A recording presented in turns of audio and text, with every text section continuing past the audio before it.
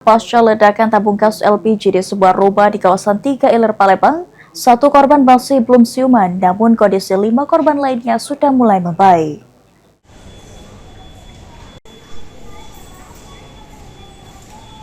Pasca ledakan tabung gas LPG, kondisi para korban yang menjalani perawatan di Rumah Sakit Pelabuhan Palembang kini berangsur membaik. Dari 6 korban yang dirawat, 5 orang dilaporkan dalam kondisi stabil dan menunjukkan perkembangan positif.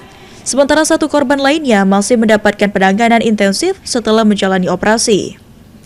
Pihak keluarga menyampaikan kondisi ibu, adik, serta 2 balita korban saat ini stabil. Salah satu balita sudah mulai beraktivitas, sementara balita berusia 10 bulan masih membutuhkan waktu istirahat pasca operasi. Proses operasi dilaporkan berjalan lancar tanpa kendala.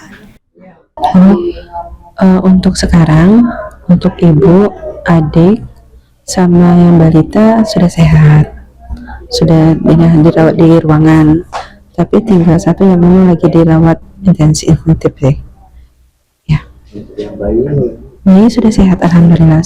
Yang satu udah main, tapi yang satu lagi memang karena memang baru 10 bulan masih di ini sih, masih di kasur lah ya, memang lagi di ini ya, tapi udah sehat sekarang.